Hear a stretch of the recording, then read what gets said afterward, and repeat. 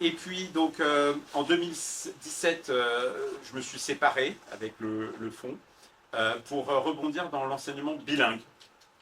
Et c'est là que j'ai rencontré la propriétaire de l'école, Petit Cours du Rocher, qui avait à l'époque envie d'une transition, donc de prendre sa retraite. Voilà.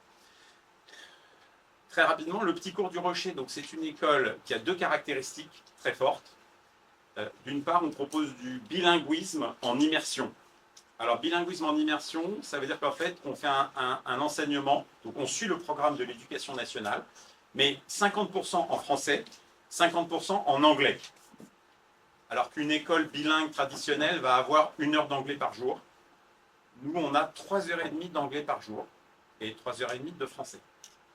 Par exemple, en maths, on va faire la géométrie et le calcul mental en anglais et tout le reste en français. Voilà. On a séparé le programme de l'éducation nationale, une partie en français, une partie en anglais. Donc, première caractéristique, c'est qu'on fait du bilinguisme en immersion, donc 3h30, 3h30. Deuxième caractéristique, c'est qu'on a une dimension STEAM.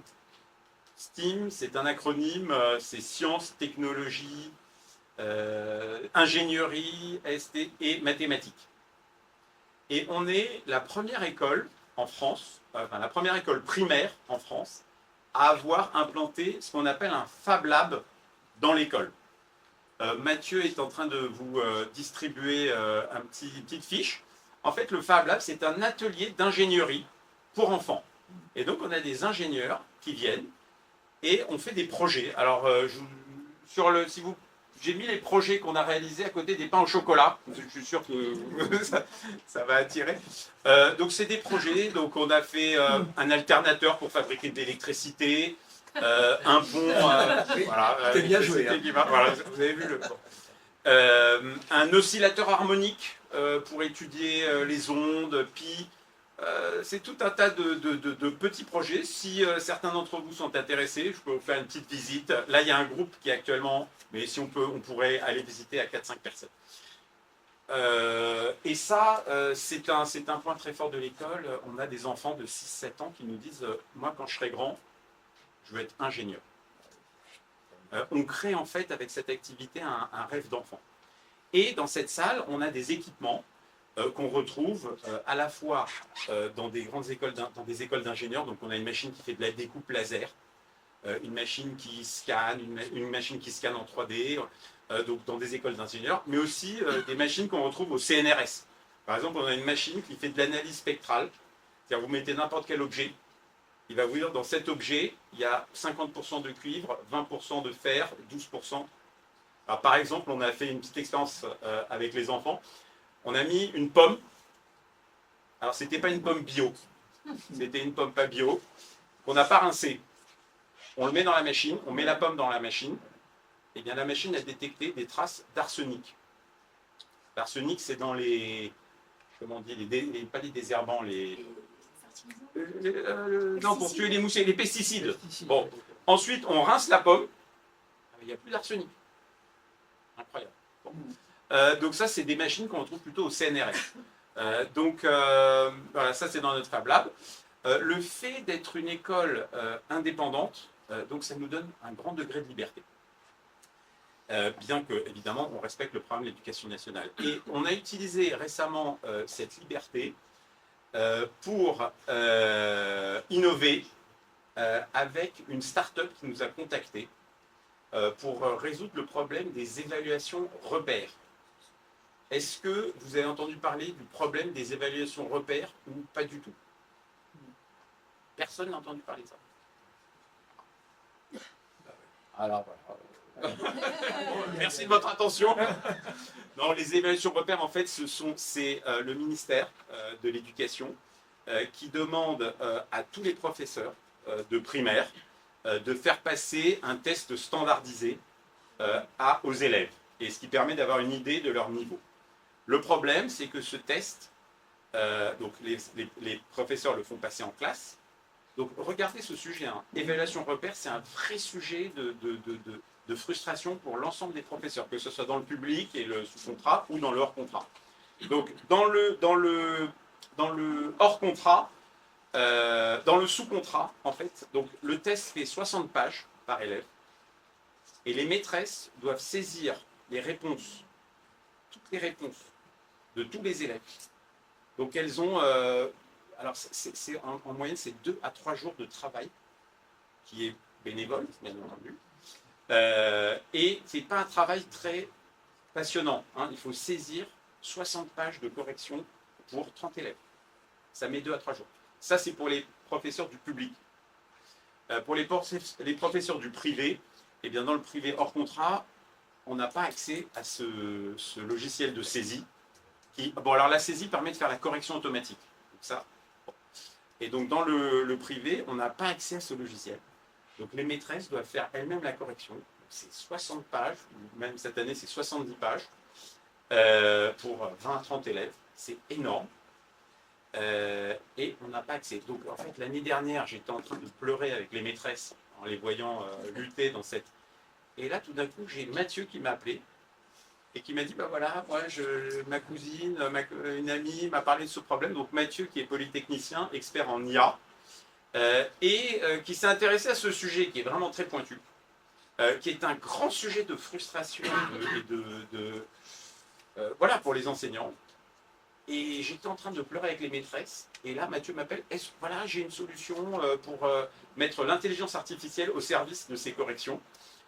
Je cherche une école qui voudrait être pilote. Voilà. Je laisse la parole à Mathieu. Merci de votre écoute. Merci beaucoup pour être présent et merci à Stéphane pour l'invitation. Donc voilà, donc Evalia, ses objectifs, c'est d'accélérer avec l'IA la correction des copies en général, en commençant par les évaluations repères qui sont un enfer pour tous les professeurs de primaire. Donc comment je suis arrivé là? J'ai fait Polytechnique et j'ai fait 10 ans d'intelligence artificielle. J'ai créé donc ma première start-up d'intelligence artificielle en 2019, où j'ai rencontré Stéphane. Donc j'ai continué à travailler dans l'intelligence artificielle, qui est un sujet passionnant, qui évolue beaucoup. Mais il manquait quelque chose, c'était être utile à la société et voilà, rendre un peu l'éducation qu'on m'a donnée.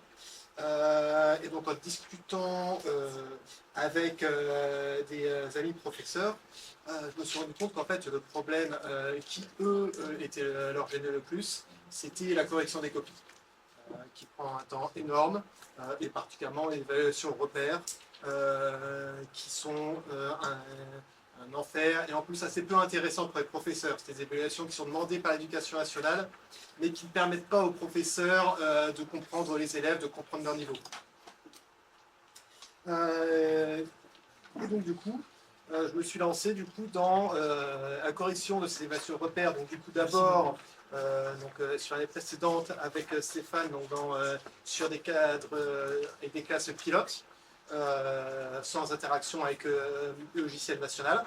Et cette année, avec une sortie du coup publique pour tous les professeurs du public, privé hors contrat, privé sous contrat. Donc voilà, les enseignants, ils ont un défi, c'est que corriger ces évaluations, c'est très long. Ça prend 30 minutes, 1 heure par copie. Il faut corriger donc 70 pages. Chaque page peut y avoir 10 informations à rentrer, et tout ça, donc les non payés. Dans le privé hors contrat, il y a un autre challenge, c'est qu'ils n'ont pas accès au logiciel évaluation repère. Et donc du coup, ils ne peuvent pas savoir comment ils se comparent par rapport à la moyenne nationale. Et donc du coup, j'ai construit une IA basée sur 3 principes. Le premier principe, c'est la simplicité. Le professeur scanne les évaluations et les envoie. À partir de là, on arrive sur le deuxième principe qui est la fiabilité. Donc l'IA est très précise, mais dans certains cas, c'est des copies d'enfants. Dans certains cas, il y a une question d'interprétation subjective. Et donc le professeur a toujours le dernier mot et valide du coup toutes les pages. Simplement, au lieu de devoir cocher partout, ça va extrêmement vite. Et le troisième point, c'est la sécurité des données. Pour pas qu'il y ait de fuite de données. Donc toutes les données sont hébergées en France et entièrement sécurisées RGPD. Donc l'objectif, c'est de réduire de 90-95% le temps passé à la correction des copies. Donc, voilà. Si on a 25 heures au départ, on peut arriver à 1 heure à la fin pour une classe de 25-30 élèves. Donc voilà, pour leur contrat, ça économise 2-3 jours de travail.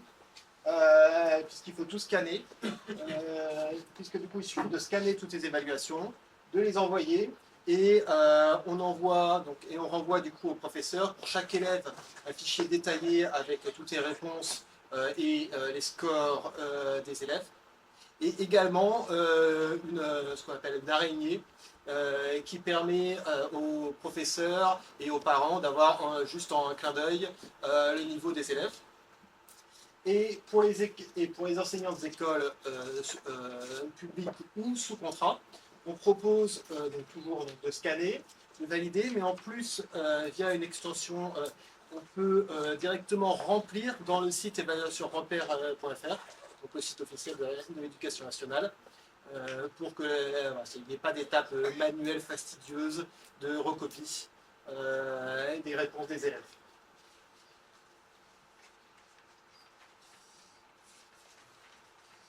Et donc, on arrive du coup au dossier de presse. On économise 95% du temps de copie. Ça, c'est donc basé sur à la fois les retours des professeurs et les tests pilotes. On a 100% de fiabilité. Donc, l'IA, bien sûr, n'est pas fiable à 100%, même si on n'en est pas loin. Mais vu que les professeurs revérifient tout, très efficacement, à la fin on n'a plus d'erreur, et une conformité à 100% RGPD, sans du coup risque de fuite des données ou d'utilisation des données. Ça concerne combien d'écoles? Pardon? Ça concerne combien d'écoles aujourd'hui? Alors, donc, toutes les écoles publiques et privées sous contrat passent les évaluations repères. Oui, mais tu utilises. Alors du coup, cette solution aujourd'hui, on la lance cette année. Donc aujourd'hui, voilà, on a une école qui l'utilise, c'est l'école du Rocher. C'est ça qui est intéressant, c'est que ça permet d'être pilote sur des choses qui sont d'intérêt général en réalité. Mais vous n'avez pas été en rapport avec l'éducation nationale? Non, on pense se mettre en rapport dans l'année prochaine. Vous aurez un bilan, là, vous aurez un précis à présenter. Et ce qui est triste quand même, c'est que c'est complètement anonymisé. Et donc en fait, c'est peu utile pour les communautés locales, les communautés éducatives locales, ce dispositif. Je ne parle pas de ce que vous avez fait vous, mais la manière dont sont conçus ces tests. Oui, ça c'est le problème. Ça sert au ministère pour savoir comment chaque département, chaque ville se positionne par rapport aux autres, chaque établissement. Mais pour les professeurs et pour les étudiants, ça ne sert à rien. Et notamment, ça ne permet pas de détecter les professeurs très performants et du coup de les prendre comme formateurs ensuite. Oui. Puisqu'en fait, on ne peut pas les repérer grâce à l'évaluation. Il y avait déjà eu un grand programme d'évaluation, je crois, dans les années 98. Oui, et c'est toujours le même en fait. Et là, cette année, il crée la 5e en plus. Et donc, selon les gens, Najat Vallaud-Belkacem, par exemple, elle avait quasiment éliminé les évaluations, puis après ça repart dans l'autre sens, puis on monte, on descend. Bon. Et d'ailleurs, ces évaluations, on avait certainement rien fait. Non, on n'en fait rien, on fait des stats. Alors qu'on en a besoin. Bien sûr, mais précieux les bonnes. Comment? Ça serait précieux à analyser, à s'en servir. Je sais pas, si on n'en fait rien, ça sert à rien. Sans ça sert à rien. C'est dommage. Comment on en fait rien? Très frustrant. Et en tout cas, ils ont trouvé au moins une manière de ne pas faire perdre de temps. Oui, voilà, c'est ça. Déjà, ça, l'éducation nationale, il n'est pas pensé. Ce qui me fait peur, c'est le scannage. Oui. Il y a des machines où on peut mettre une pile de 900 pages et puis ça scanne tout seul. Oui, ça se fait souvent dans les écoles, il y a ça. Après, dans l'absolu, ça serait aussi possible avec des téléphones. On n'a pas testé la solution avec des téléphones. J'imagine que ça a un coût. Alors ça a un coût, parce que malheureusement l'IA n'est pas gratuite. Mais voilà, on essaye de faire un coup bas, on s'oriente sur 20 € par classe. Ce sont des pour- pilotes. C'est important d'être pilote. les outils, c'est Mistral, c'est quoi comme l'IA, c'est quelle entreprise, c'est quel opérateur? Alors aujourd'hui on utilise principalement les outils de Google, donc avec le data center français. Parce que c'est donc en termes de rapport sur le résultat et le prix justement, c'est meilleur là sur ce use case. Vous allez jusqu'à quel niveau? On fait tout le primaire. Au collège, c'est informatisé. C'est déjà informatisé. Les examens sont faits sur ordinateur, donc il n'y a pas de correction à faire. Bah, c'est super en tout cas que vous soyez école pilote là-dessus, ça permet de travailler pour l'intérêt général. Bah oui, c'est un test grandeur nature en plus. C'est formidable. Et pour l'hébergement, vous dites que c'est en France, que Oui. mais ça veut dire que c'est un opérateur qui étanche l'extraterritorialité du droit aussi, pour éviter qu'il y ait une récupération de données par les GAFAM, par exemple. Par exemple. Est-ce que c'est un opérateur type Tocapost, type VH Alors oui, on part sur OVH pour héberger donc du coup toute la plateforme où les stockés seront donnés.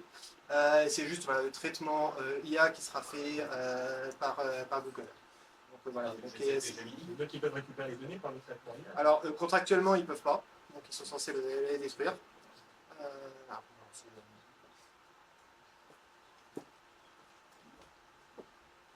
Merci beaucoup Merci. pour la présentation. Donc on va conclure maintenant. Si vous avez des questions, on a de quoi prendre encore un café, des boissons, etc. N'hésitez pas d'en profiter. Et puis vous dire aussi que donc au niveau informatique, là ce soir vous avez l'équivalent de ce qu'on a fait là au niveau statistique. Dans quelques jours, on vous enverra tout ce qui porte sur Betaram et ces questions de de sécurisation des conditions d'apprentissage des élèves. Et puis on voulait aussi vous annoncer qu'on publiait le 25 septembre un guide de la création d'école, préfacé par Monique Cantos-Sperber, qui est accessible à tout le monde et qui sera diffusé partout, là, dans toutes les librairies habituelles. Et dans la préface, c'est assez amusant parce que Monique Cantos-Sperber, qui est l'ancienne directrice d'ULM et la fondatrice de PSL, a décidé de revenir à la base qu'est Condorcet en expliquant que finalement la vraie manière d'être ultra républicain, c'est de fonder des écoles hors contrat. Donc si vous ne le saviez pas, ben voilà, ça sera le mot de la fin. Sachez-le, il n'y a rien de mieux pour servir la République que de fonder des écoles hors contrat, puisque ça permet aux écoles publiques de ne pas ronronner et de ne pas s'inscrire aux choses. Donc merci beaucoup pour tout et n'hésitez pas à reprendre encore un petit quelque chose, puisque grâce à Stéphane de Bratti, on a un accueil royal. On peut prendre